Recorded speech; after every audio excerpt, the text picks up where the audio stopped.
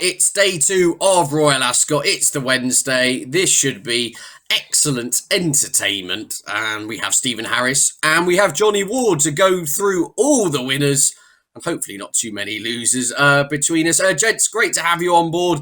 Johnny, we were saying off air, weren't we? Of all the days at Royal Ascot, the Wednesday, probably the least punter friendly. It is tough, and I think that's kind of epitomised in the first race where obviously I'm maybe on here a little bit more to talk about the Irish horses. And Aidan O'Brien, strangely enough, he had Matrica, who's a no-name ever filly, who's entered in the Albany.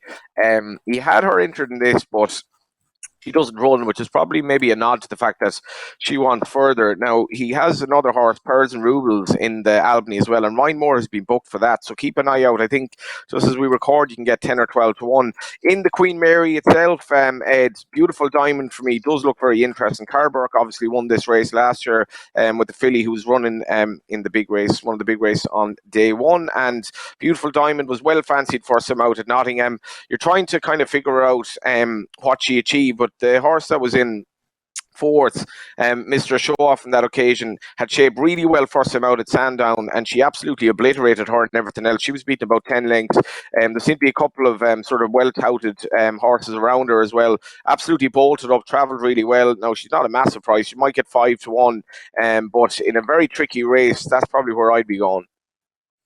Yeah, absolutely. Johnny's fired straight into the Queen Mary there, Stephen. We'll come back to that race very quickly, but I suppose we're recording this before we've seen the first day. So in regards to we'll get our excuses in early, shall we say. It's difficult enough as it is. Ground could be an unknown with thundery showers around, huge fields, and it is always that dreaded draw bias. We see it year after year. You could have the best horse, £10 well in, you're drawn in the car park, etc., etc. I suppose is the advice to punters here, play as late as possible, or even sit out the first race and see how it pans out on the Wednesday? Yeah, I think it probably is not a betting round. I mean, 28 runners, 2-year-old fillies. I mean, the only sort of angle, I had a couple of thoughts on the race. The main one being that the American horse is drawn 22, Bund Chen. And that one, I would imagine, with all of Wesley Ward's, they've usually got loads of speed. I'd imagine that'll tank into a clear lead. So maybe you might want to be drawn high. And the horse that Johnny mentioned, Beautiful Diamond, was really impressive at Nottingham. And I like Nottingham maidens generally. I think they're always strong and they tend to work out. And stamina, obviously no problem at all over 5 furlongs. You don't need stamina, you need speed. But what I mean is that Beautiful Diamond hit the line very strongly at Nottingham, and that's how this race is going to be won. If you think the American horse is going to go 4 lengths clear on the high numbers, probably the place to be, and maybe Beautiful Diamond can sweep through late. The horse I didn't particularly fancy up the front of the market is Born to Rock, who won a race at Yarmouth, unusually first time out for Jane Chapelham. She wouldn't be known for first time out 2-year-old winners, but there was plenty of money around for Born to Rock at Yarmouth. Made all the running. I thought was probably given quite an easy time of things. And the second and third have been well beaten since. So it looks a poor race. And there's no way Born to Rock will be able to lead the American horse, I wouldn't have thought. So that might be a negative to her chance. So my selection was Beautiful Diamond, but I can't pretend it's going to be a race that's going to have any great financial involvement in. No, it's one I'm going to swerve. I think 2:30 on Wednesday. I'm in my son's school's dad's race. So I'm priced up at about 40s. You'll need the extra places there, Ed, won't you? Yeah. Do they do a weigh-in beforehand, or? Yeah, they might need a betting without. Year, you know. Yeah, there'll be no speed figures. There'll be no clock to reference as far as I'm going there. If we can trail home in 9th, we'll come on for the run. That's always the good excuse, isn't it? The trainers like to get in. But that's the 2:30. It looks incredibly competitive, wide open, as you say. Stakes to minimum in that one. The Kensington Palace fillies handicap on the round course, of course. The round track, Class 2 action here. Over a couple of yards shy of the mile at 3:05. Again, we said this is a day. I suppose the flip side, Stephen, it's a day when it is really difficult. Just play devil's advocate. If it is your day, and you do end up hitting, by and large, you're finding some juicy price winners here, because this is another race. Yeah, we're going 6 to 1 the field, a 23 runner contest. if you do find the winner here, you're being handsomely rewarded. Yeah, 20 runners. There's some reserves down the bottom. Again, appalling shape for punting. As Johnny was saying earlier, that you want to look for extra places. You could probably get 6 or more, maybe, for looking at it, and it'll help. The one I thought was quite interesting here is Mukadama, who I'm hoping who's going to be about 25 to 1. Roger Varian, very good trainer. Obviously, his horses are flying at the minute. I'm hoping he's been running her over the wrong trip because she's not done anything on her last couple of starts. First time out of Nottingham, she finished 9th, beat the Ambulance home, but it was testing ground there, and she weakened a long way out. I think that run was probably needed. She was a big price. If you go back far enough to the 27th of April 2022, she finished 2nd at Ascot over this trip behind Grand Dame. She was sent off favourite. She got beaten a length and a quarter there. Now, maybe she just hasn't stayed. I mean, Varian's up to 1 mile 2, 1 mile 4, 1 mile 4, then back to 1 mile 2 and 1 mile 2 in heavy ground first time out. So back to just shy of a mile here, back to Ascot, back on fast ground. Jim Crowley booked the cheek pieces on first time, 25 to 1. That's where my magic dart landed. But as I say, again, a poor shape to have a bet in.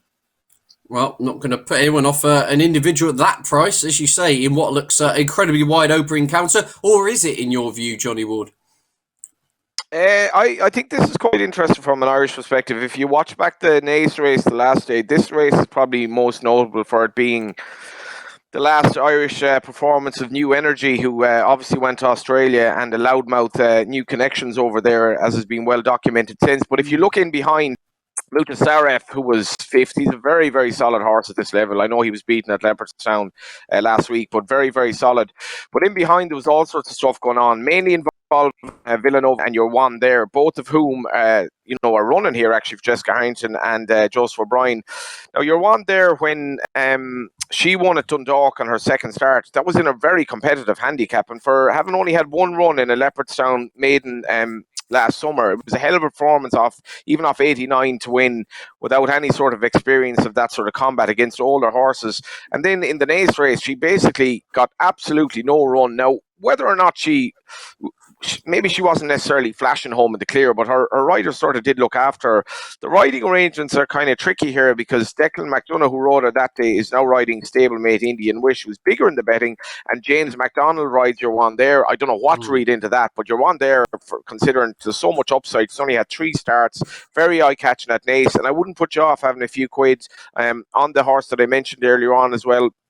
It was also eye-catching in the race. She's by Master Craftsman Villanova Queen, and probably didn't like the ground at Leopardstown the time before, but she's been a good hardy horse, quite highly tried last season. Both are very interesting from an Irish perspective. I'd probably have preference for your one there. Yeah, your one there, 8 to 1 best price. Villanova Queen available at 16 to 1. As you say, this could be a race where you do want your each way concessions. Incredibly difficult one. I'm very happy to sit out. As I said, I'll still be recovering from the 20-metre sprint. Right, on to the Duke of Cambridge Stakes at 340.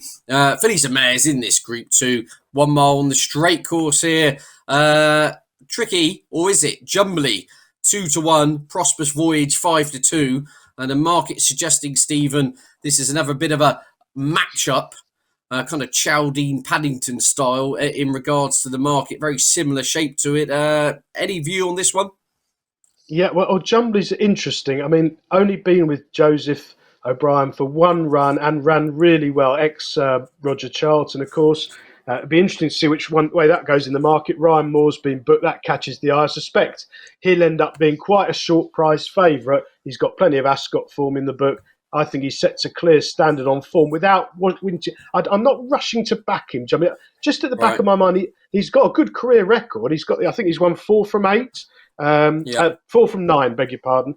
But I don't think he's got an explosive turn of foot. He's a good battle-hardened performer for the Charltons, and he ran really well first time out for this yard. So nothing to crab him. He's just not in my mind a horse I want to take a short price about. I don't fancy Prosperous Voyage at all. I mean, it's partly pocket talk because I'd give him money when he fell in at Epsom the other day, where they all finished about 2 inches, covered the first 5 home, and somehow he scrambled it, fell over the line at Epsom. I don't think that form's worth a fiver, so I'll be disappointed if he wins. There was one I'm actually a bit mortified, really, because a horse I had penned in for a handicap, preferably the fillies handicap, the race before, Lightship. For some reason, they've declined the handicap where I thought she had a really good chance and running this much harder race. She's gone for a Group 2 instead.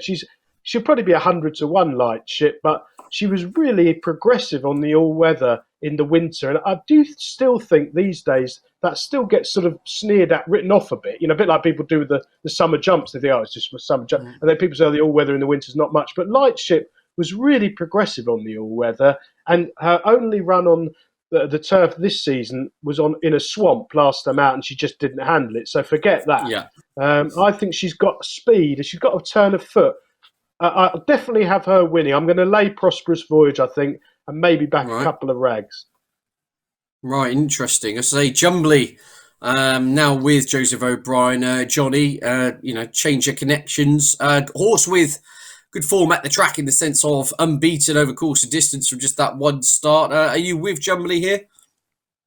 I think she's really solid. Like, the market hasn't missed her, to be fair, but what was interesting at the Curragh was that she wasn't entitled to be as weak as she was in the betting. She was friendless behind Just Beautiful, who was extremely well backed, and it was probably one of those days in the old days of bookmaker. Like, how can you have a horse back from 7s into 4s winning like that, and a horse who was beaten the day before? And Jumbly 100-30 out to 9-2 finished in second, but Insinuendo was third as well. It's a very, very good race, and as you say, she likes Ascot. I think she lost nothing but the race really at the Curragh. It was a very deep race, every bit probably as deep as this. I think she's probably been laid out for this race. She's going to have again probably bought for with her pedigree in mind for later on down the line. But she almost never runs a bad race. Absolutely likes this sort of ground, and she has the assistance of Ryan Moore. The only thing that's a little bit surprised, you have a lot of fillies here who are rated in a similar sort of bracket, she's not been missed in the market. Her stablemate Honey Girl isn't bad either. She was obviously behind her the last day, but I could see her run into a place. But I do like Jumbly. I think she's the only thing is a little bit disappointing is that she's not been missed in the market. That's probably the more factor. Well, it's just interesting you say that. And just a final word on this race. 10 declared here. Official ratings, there's only 3 inferior to Jumbly in the lineup, which I thought was quite remarkable, really. In theory, they were meeting on handicap terms. She would be getting weight for most of this field. Yet the market, I don't know, is it a connections thing?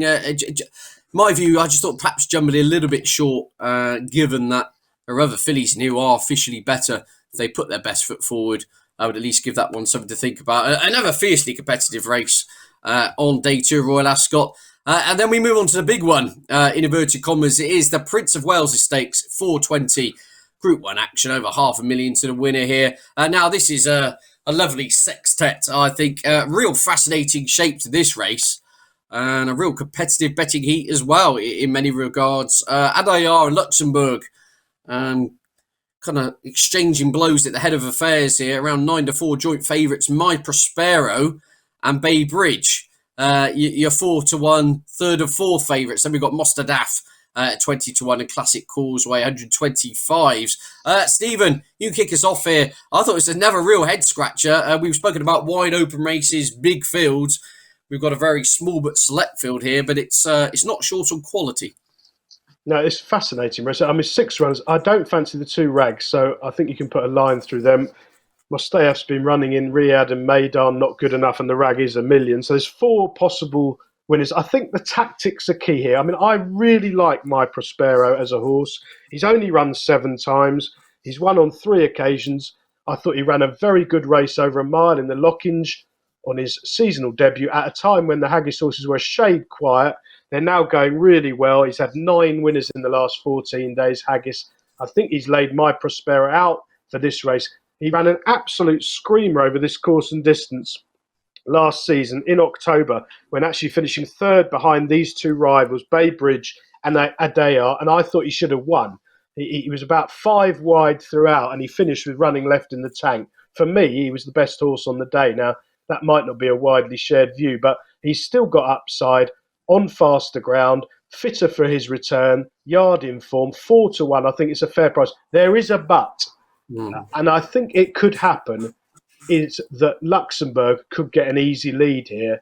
I was hoping that there might be a couple more runners and one of them might take him on. But I can more on this track from the front. If he leads, they won't get past him. And I think that's what happened in Ireland last time out. John, you probably have a better view on it than me, but he got a brilliant ride when he beat Baybridge in Ireland in that Tattersalls Gold Cup. He just kept winding it up, and it was impossible for Baybridge to get past. And I wouldn't be surprised if that happened again.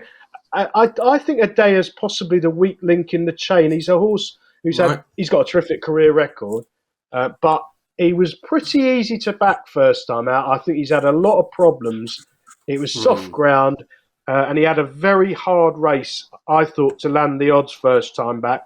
That was at Newmarket on soft ground in May. He's had 7 weeks to recover from it, but I wouldn't bet a short price that he'll come on for that run on very quick ground round here. So I'm going to back my Prospero at 4-1. I think is one of the better bets of the afternoon, to be honest. I might save my money with Luxembourg because I do fear Luxembourg might get another soft lead. But this is a good race to play in, I think. Whichever way you jump, I think there's 4 possible outcomes. And the betting market is so competitive at Royal Ascot. They'll be tearing it up to be top off for all the front ones. And I can't see they can possibly get a result. Yeah, fascinating stuff. It really is. Touched upon Baybridge in regards to the ground. Obviously was beaten last year at the Royal meeting. I was just looking back through the quotes when finishing runner-up to State of Rest, and Ryan Moore reported it wasn't totally convinced Baybridge was in love with letting himself down on what was very quick ground, and his kind of record would back that up to some extent. It could be an absolute runway by the time they go to post here. Would that be an issue with you and Luxembourg here, Johnny? Do you think Luxembourg's the right favourite or should be favourite? Or again, with Stephen, do you think perhaps the value lies elsewhere? I think Stephen has touched on the main point here, and that is tactics. Like before they ran in the Tattersalls Gold Cup, it was a brilliant renewal of the Tattersalls Gold Cup. This is a race that had kind of, I don't know, we've had a lot of very, very uncompetitive renewals, which you had like Baybridge, Pisbadil run the Royal Ascot, Badeni obviously was favourite, and it was a brilliant race to watch because, as Steve references, the tactics deployed by Ryan Moore. I spoke to Aidan O'Brien in a preview for this race, and he was very, very conscious of the fact that there was little obvious pace in it. And I think he'd probably already at that stage decided that we're going to try and make the run here. And as Steve says, it worked out so well on that occasion. I think it's an absolute certainty that Ryan Moore is going to try to make the run again, in which case this horse will become, well, obviously shortened in running. For me, he just does not look as effective on this ground.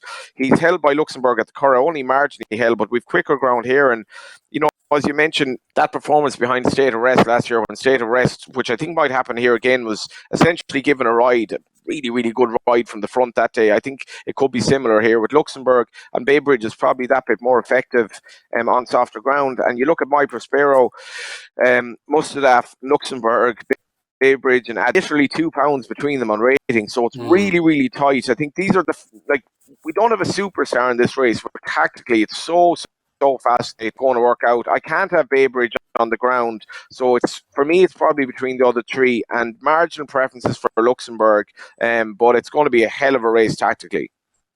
Yeah, it is. Really looking forward to this one. Should be about Luxembourg.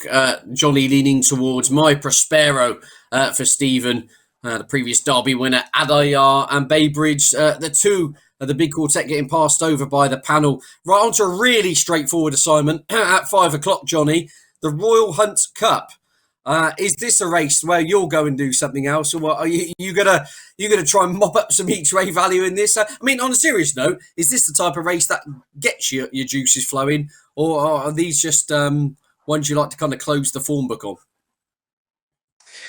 No, I like handicaps, and you know, we've referenced the fact that the bookmakers are offering like very, very favourable places throughout the week. So you know, in this race, they're great spectacles to watch. You can have like very good each way terms. And you're obviously going into the race, it's a good chance you're going to do your dough. So like, it's not the end of the world. very, very. So you have to be conscious of that very, very tentative vote for Reach for the Moon, who obviously has to put that run on his return behind him. But I would, as much as Steve is saying, I think a lot of Frankie's mounts are going to be, certainly on the exchanges with the bookmakers, are going to be a little bit short this week. He has stayed loyal to this horse, and you obviously go back to his Ascot run last year in the Hampton Court behind Claymore when he was a 2-5 favourite. For me, on that occasion, I was a little bit concerned about him getting the mile and two, and he just didn't quite see it out. He was stepping up and tripped that day, but he was sent off 2-5. Looked to me as if stamina beat him. He's only run twice since. He was disappointed both times, but you can probably make excuses in terms of ground and the fact that he was too free. So he's coming in here, slotting in off 108. He's going to get a strong pace over a mile. Frankie's riding him, 5 each way job. Excellent. The 5 each way job. And Stephen, for you, do you think this is a race with a good shape to it? Well, I think if you get the extra places, as Johnny said, it can be. There'll be at least 6. Some of them are offering 8 places. If you've got accounts, you can get them with 8 places. Just back a package of horses each way. And the other thing I was going to say, well, there's 2 things. Watch the early race. This is a straight mile. There'd probably be a draw bias, almost certainly, in the earlier races. You'd almost be surprised if there wasn't, because they've been watering for about a month. So we've not really had any rain, and it looks like it's going to be hot most of the week. So watch the early races. The other thing that I guarantee will happen there is that Jamie Spencer will win this race by about an inch from what you've backed each way, because he's got a terrific record on the straight mile at Ascot, and they always go too quick, and that's the only time he can ever really win from last to first is when they go too quick and stop, and they get racing a long way out. But to cut a long story short, the one Johnny likes, Reach the Moon. I really like Reach the Moon. I've backed him about 5 times in the last few years. I don't think I've drawn yet, but he's one of those. He promises more, and you think a big field handicap, a fast pace, settled, and he has got a turn of foot. I can see him running a really big race here, and he's the sort of horse. Johnny's right. The Tories on, he could end up 7-1 favourite. I wouldn't be at all surprised. But the one I actually liked, one for you here, a likeable veteran, Ed, like yourself, Intelligent, of Jane Chapel High. Like myself as well. Yeah. 8-year-old, but has only run 9 times for Jane Chapel Hyam. 2 of them have been at Ascot here. Last year in the Hunt Cup, finished second at 40-1 behind Dark Shift, who was gambled on. And a bit unlucky in the run, Intelligent, and played up before and went nuts in the stalls as well. Ran a screamer. Now this season, I think Jane Chapel Hyam is a good target trainer. Don't have loads of horses, but she lays horses out for the big days. And this one's been, I'm trying to think how to say this. Let's just say it's been ridden with an eye on the future twice, and they've shaved off a few pounds to get it down a pound lower than what it ran off last year in this race. And the jockey booking is very interesting. James Doyle is booked, and I think he's been booked since Declarations, the first time he's been on since the Hunt Cup in 2022. So about 16-1. Try and find 8 places, back him each way, and just get ready for Jamie Spencer to come from last to first. All the clock, when Spencer does ride his annual winner at this meeting, all the clock watchers are, what a fantastic ride. He rides the same race on every horse he sits on. He dropped out last out the back of the TV. And once a year, they all stop because they go too quick. And it's usually at Royal Ascot when you're on the second. So strap yourself in for that later on Wednesday. On a serious note, I actually think his mount's got half a chance of this. Bless him, of course, who's a previous Royal Ascot winner, 2-time course and distance winner. It doesn't look impossibly handicapped at 28-1, funnily enough. As you say, they'll go a million miles an hour. The horse does have a bit of the been there and done it factor about Ascot. So, a tricky old race to sum up this one. Johnny, just a final word on it in terms of where you'd be going for an angle in? Yeah, as I say, I'd probably keep the stakes quite low. I do think Reach the Moon has a race like this in him, and as Steve said, it's that kind of strongly run mile race. I as much as he's by Sea the Stars, I wasn't entirely convinced he was going to get them. He didn't. He's basically no excuses here. If he doesn't run well here, they're pretty much done with him, I think. My good. I was trying to get you off the fence and I succeeded. So, right, Reach for the Moon. Johnny's selection there in the 5 o'clock. Right, the Queen's Vase, 5:35. I'm going to lead off here because I think there's a real fascinating race. This is my strongest fancy on the day. Chess piece. Simon and Ed Crisford, a yard that are flying. James Doyle on board. This individual, as far as I can see, has been acquired by Godolphin.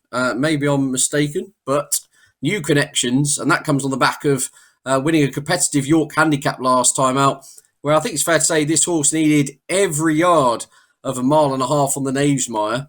Steps up to mile 6 here. I can only see that unlocking more improvement. I've actually backed this horse for the St. Ledger at the end of the season.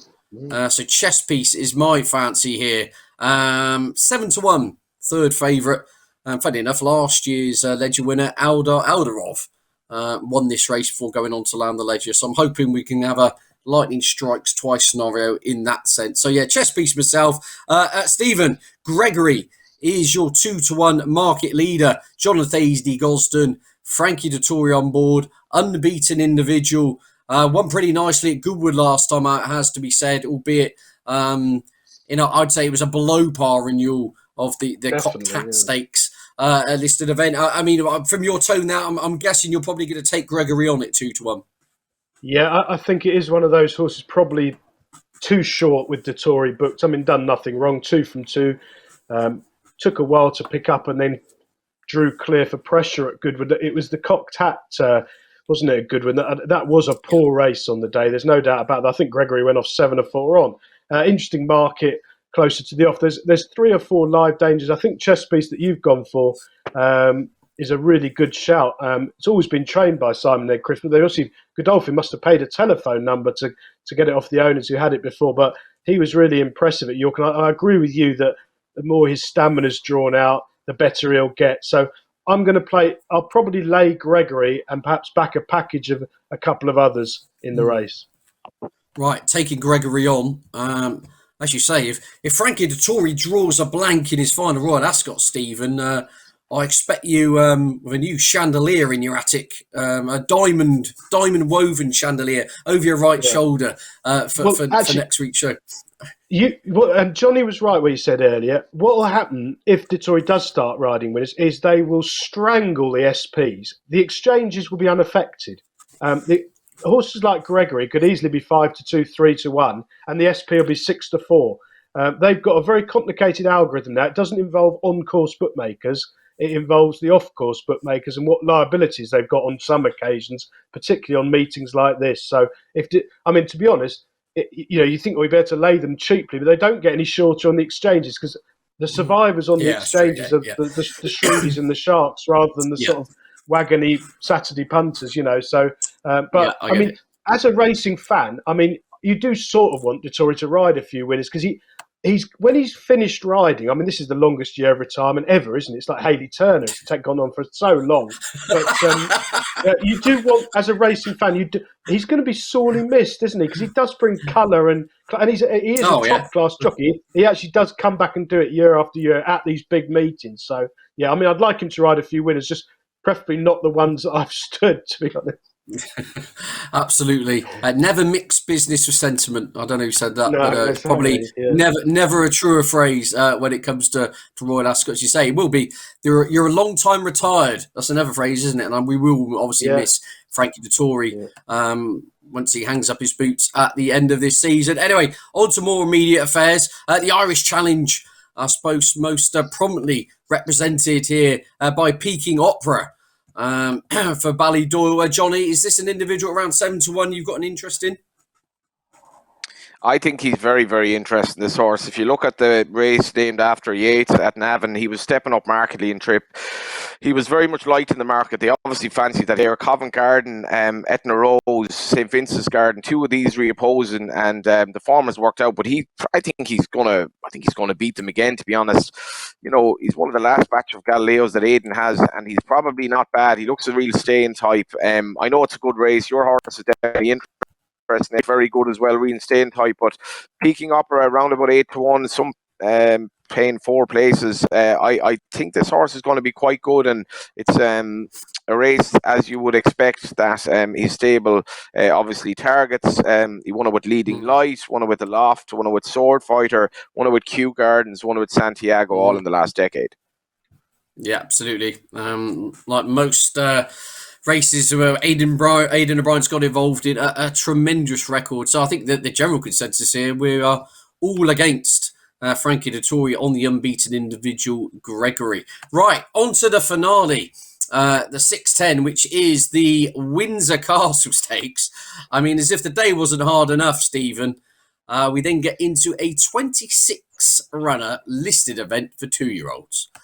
This really does make me wince. I've got the headache tablets at the ready. Are you going to be playing in this? I mean, you're going to wait and say those aforementioned unknown factors of pace biases, draw biases, stable form, or is there anything from the embryonic stage of the form book which has really jumped off the page at you, and regardless of what's going on, you think will be a horse you'll be wanting to get on side at the right price?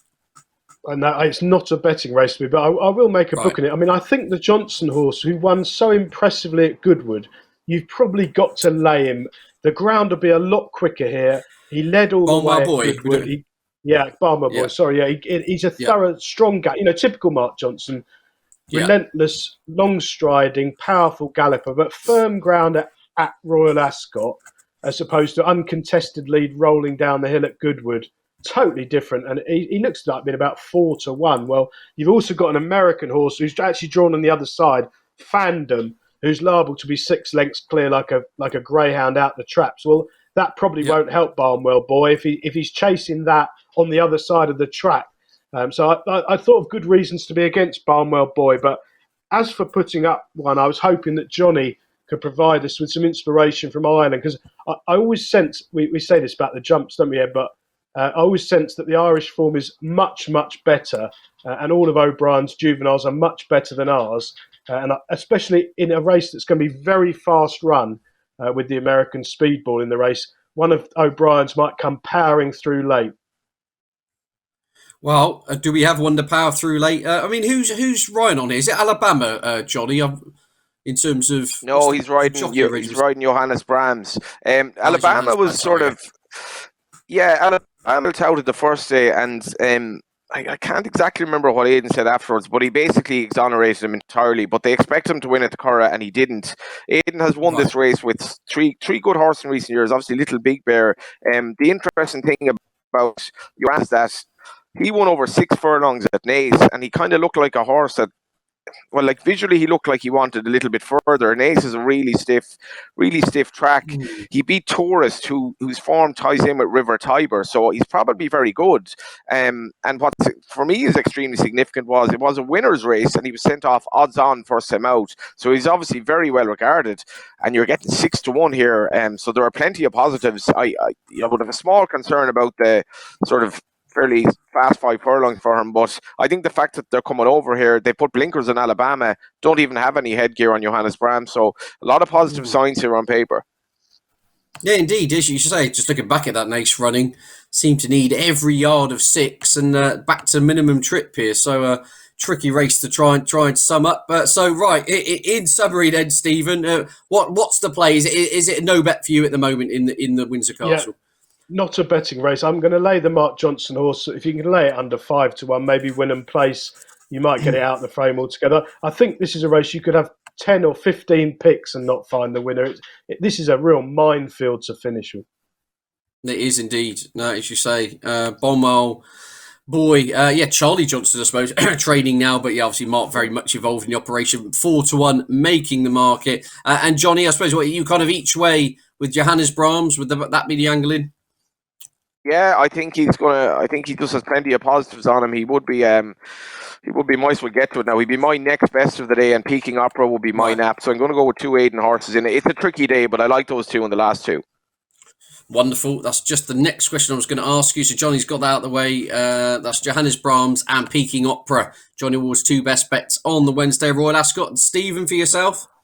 Yeah, mine are in the 420 My Prospero at 4-1. I think he'll run a really big race. Hopefully sit handy and he can improve past them. And the next best was Intelligent, the 8-year-old in the Hunt Cup. A nice easy race at 5 o'clock, 16-1 each way, all the extra places. He's drawn 31, so let's hope that high numbers are favoured.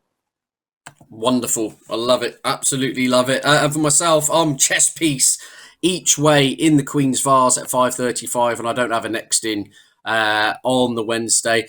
My thanks, as ever, to Stephen and to Johnny for joining us for our Royal Ascot previews. Don't forget to check out irishracing.com for all the latest of all things Royal Ascot. And if you do like to have a bet, please do gamble responsibly.